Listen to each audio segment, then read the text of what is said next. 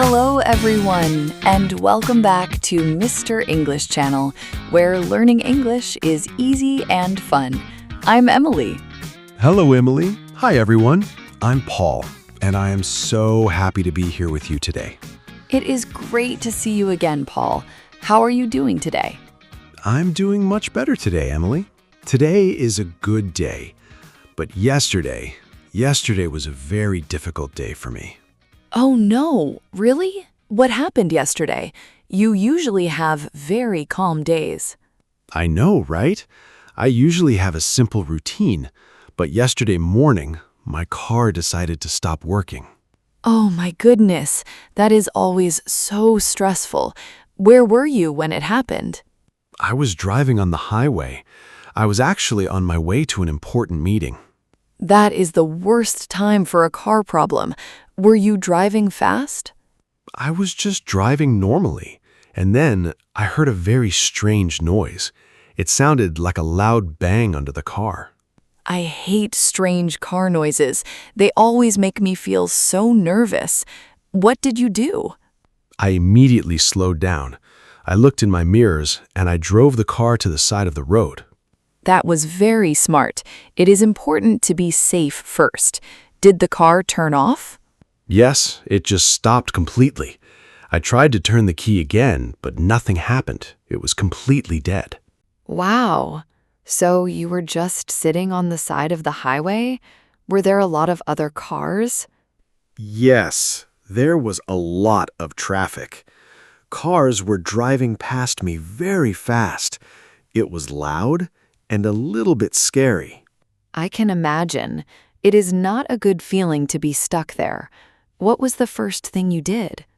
Well, first I took a deep breath. Then I looked at my watch.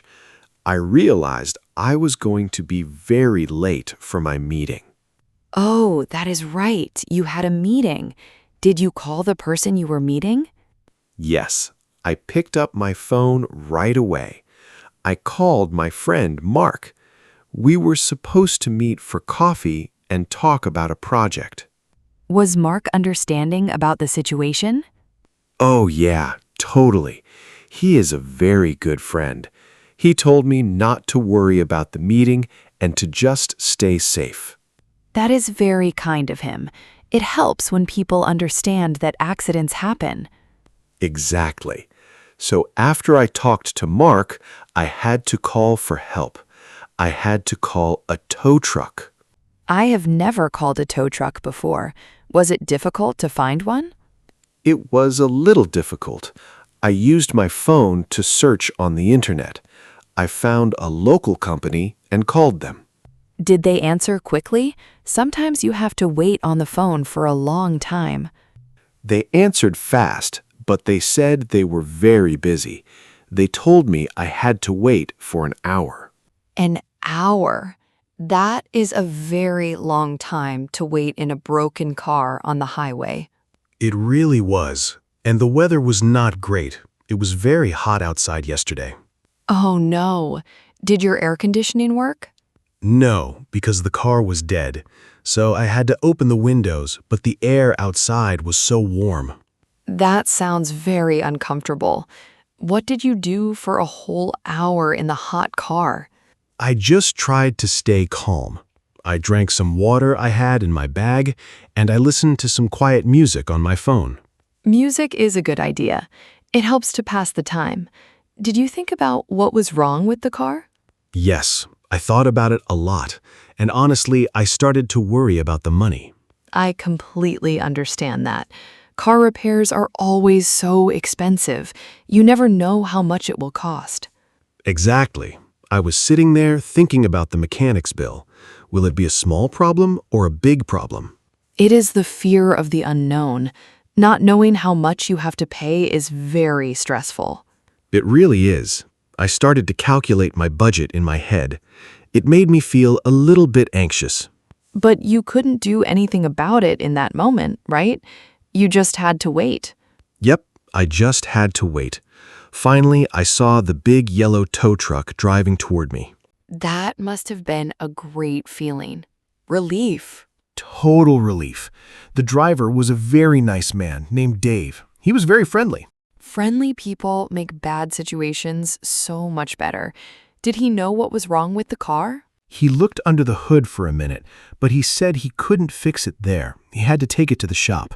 So you had to ride in the tow truck with him? Yes, I got in the big truck. We talked a little bit while we drove to the mechanic. Was the mechanic's shop close to where you were? It was about 20 minutes away. When we got there, I had to leave my keys with the mechanic. Did the mechanic give you an idea of the cost right away? No, he said he was busy and needed time to look at it. He said he would call me later in the afternoon. So you had to go home and just wait for the phone call. How did you get home? I had to call a taxi. I stood outside the shop and waited for another 20 minutes. What a long morning. You spent your whole morning just waiting for different things. Exactly. Waiting for the tow truck, waiting for the mechanic, waiting for the taxi. It was exhausting. I totally understand. When things go wrong, they take up so much time. Yeah, they do. But how was your week, Emily? I hope it was better than my Tuesday. Well, actually, I had a very strange day earlier this week, too. My Monday was not great. Really? What happened on Monday? Did you have a car problem too? No, my car is fine, but I had a problem inside my house. It was a problem with my washing machine. Oh no, a broken appliance is always a huge headache. What did it do? I was doing my laundry in the morning. I put all my clothes in, turned it on, and went to the kitchen. That sounds like a normal morning. Did you hear a strange noise too? Yes, I heard a very loud banging noise from the laundry room, and then it stopped. Just like my car. It made a noise and stopped working. Did you go look at it? Yes, I walked quickly to the laundry room, and when I got there, I saw water all over the floor. Oh my goodness. Water on the floor is a nightmare. It can ruin your house. I was so shocked. I just stood there for a second. The water was slowly moving toward the hallway. What did you do? Did you turn off the water? Yes, I quickly found the valve behind the machine and turned the water off, but the floor was already a mess. That is terrible. How did you clean up all that water? I had to go to the bathroom and get every towel I owned. I threw all the towels on the floor to soak up the water. That sounds like hard work. Cleaning up a mess is the worst way to start a day. It really was. I was on my hands and knees for an hour, just squeezing water out of towels into a bucket. I can picture that. It is so frustrating when you have other things you need to do. Exactly. I had a lot of work to do on my computer that day, but I had to stop everything to clean. Did you try to fix the washing machine yourself? Oh no, I am not good at fixing things like that. I don't know anything about machines. Me neither. I always have to call a professional. Who did you call? I called a repair company in my town. The lady on the phone was nice, but she gave me bad news. What was the bad news? Were they too busy? She said the repairman could come, but he would arrive sometime between 1 o'clock and 5 o'clock. Oh, I hate that. A 4-hour window. That means you cannot leave the house at all. Exactly. I was a prisoner in my own home. I couldn't go to the grocery store or the gym. You just have to sit and wait. Did he come at 1 o'clock? Of course not. He arrived at 4:45, almost at the very end of the time window. That is so annoying. You wasted your whole afternoon waiting for him. Yes, I did. And the worst part is, he looked at the machine for 5 minutes and said he needed a special part. Oh no. So he couldn't even fix it that day. No, he couldn't. He told me he has to order the part and it will take a week to arrive. The whole week without a washing machine? How are you going to wash your clothes? I don't know. I might have to go to a laundromat, or maybe I will wash small things in the sink. That is really inconvenient. It's funny how these small machines control our lives so much. It is so true. We don't think about them until they break, and then everything stops. Yeah, totally. And you know, while I was waiting for my car, I was also waiting for a package at home. Oh, really? Another thing to wait for? Was it something important? It was some new shoes I ordered for work. The tracking app said they would arrive on Tuesday. Let me guess. They didn't arrive on Tuesday. Exactly. I checked my app while I was waiting for the tow truck. The message said, "Delivery delayed." It feels like everything goes wrong on the same day sometimes. It is like a domino effect. Yes, one bad thing happens, and then another and another. It can make you feel very defeated. I totally agree. When my washing machine broke, I also spilled coffee on my shirt earlier that morning. Of course you did. The universe was just giving you a hard time that day. It really was. But you know, we are both laughing about it now. That is true. It feels much better to share these silly, stressful stories with a friend. It really does. And I bet a lot of our listeners have days exactly like this too. Oh, I'm sure they do. Small problems happen to everyone, everywhere in the world. If you're watching this, let us know. Leave a comment down below and tell us about a funny or stressful day you had recently. Yes, we love reading your stories. And while you're down there, please like the video and subscribe to the channel so you never miss a conversation. It helps us a lot, and we really appreciate your support. So, Paul, let's talk about how we feel in these moments. That is a great idea. Because in the moment, I did not feel like laughing. I felt very tense. Me too. When I saw the water on the floor, my face felt hot. I was actually a little bit angry. Anger is a very normal reaction. You feel like you lose control of your day. Yes, the loss of control is the hardest part. You have a plan, and then suddenly the plan is gone. Exactly. My plan was drink coffee with Mark and talk about work. Instead, I was standing on a hot highway. So how did you stop yourself from getting really angry? Because you said you tried to stay calm. I just tried to focus on my breathing. I know it sounds simple, but taking deep breaths really works. It does work. It slows down your heart rate and clears your mind. Yeah. I inhaled slowly and exhaled slowly. And I told myself, I cannot fix the car right now. That is the perfect mindset, recognizing what you can control and what you cannot control. Exactly. I could not fix the engine. I could only control how I waited for the tow truck. I tried to do the same thing with the water. After I turned off the valve, I just looked at the mess. And you didn't scream? Because I might scream if my house is full of water. I wanted to scream, but I closed my eyes, took a breath, and said, "Okay, time to get the towels." You just moved to the next step. You didn't stay stuck in the anger. I tried not to. And you know what else helped? Calling my dad. Oh, you called your dad? That is nice. Dads always know what to do with broken things. He really does. I called him while I was waiting for the repair guy. I just needed to hear his voice. What did he say? Did he know how to fix it over the phone? No, he couldn't fix it, but he listened to me complain, and then he told me a story about when his machine broke years ago. That is so helpful. It makes you feel like you are not the only person with this problem. Yes, it made me feel connected. Asking for help or just asking someone to listen is so important. I agree completely. When I called Mark to cancel our meeting, his kind reaction made me feel so much better. Exactly. We don't have to carry the stress alone. We can share it with our friends and family. And a few days later, the problem doesn't feel so big anymore. It just becomes a funny story. That is very true. Next month, I won't even remember the water on the floor. I'll just remember cleaning it up. Yep. and I will probably forget how hot it was in the car. I will just be happy I have a working car again. Did the mechanic call you, by the way?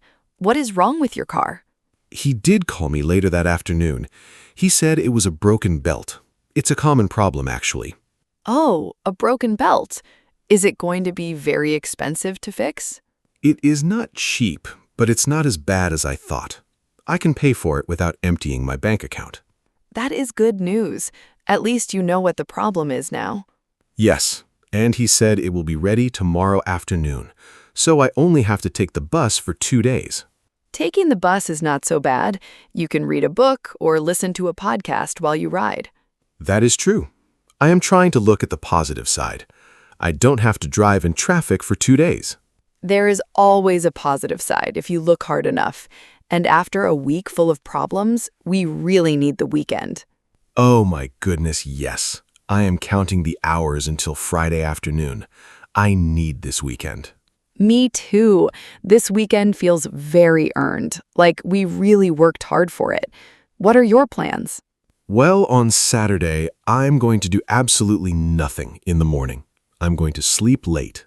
Sleeping late is the best luxury. What time will you wake up? I probably won't get out of bed until 10 o'clock. I just want to rest my mind. That sounds amazing. Will you make a big breakfast? Yes, I am going to make pancakes and drink a very large cup of coffee in my kitchen, quietly. Quiet coffee is the best coffee. Do you have any big plans for the rest of Saturday? In the afternoon, I am meeting my brother. We are going to a park to throw a baseball around. That is a great way to decompress. Being outside in the fresh air is so good for stress. It really is. My brother always makes me laugh, too. We just talk about silly things and forget about work. That is perfect. What about Sunday? Do you have to get ready for the new week? Yes, Sunday is usually my day to clean the house and go to the supermarket. Just simple chores. Normal chores feel so much better when nothing is broken. That is so true. Buying apples and bread is very relaxing compared to waiting for a tow truck. I completely agree. Doing simple things feels so peaceful after a crazy week. So what about you, Emily? What are your plans for this weekend? Are you going to wash clothes in the sink all weekend? I hope not. I am going to ignore the laundry room completely. I am closing that door. Good idea. Out of sight, out of mind. So what will you do instead? On Friday night, I am having a movie night at my house with 2 of my best friends. Movie night. That is fun. What kind of movie are you going to watch? We always watch old comedy movies. We just want to laugh and eat popcorn. Popcorn and comedy. You cannot go wrong with that. Will you order pizza? Yes, definitely. We are going to order a big pizza with extra cheese. No cooking for me on Friday. That sounds like the perfect way to end a long week. What about Saturday? Saturday, I want to go to the farmer's market in the morning. I love walking around and looking at the fresh vegetables. The farmer's market is great. The colors are so bright, and everyone is usually in a good mood. Yes, I want to buy some fresh flowers for my kitchen. It will make the house feel happier. Flowers always make a room look better. It's a nice way to bring nature inside. Exactly. And then in the afternoon, I am going to sit on my balcony and read a new book I just bought. What is the book about? Is it a story or something to learn? It's a mystery novel. I love stories where you have to guess what happens next. That is a great way to escape reality for a few hours. Just get lost in a good story. It really is. Sunday will just be a quiet day for me. Maybe some yoga in the morning to stretch my body. Yoga is perfect for letting go of tension.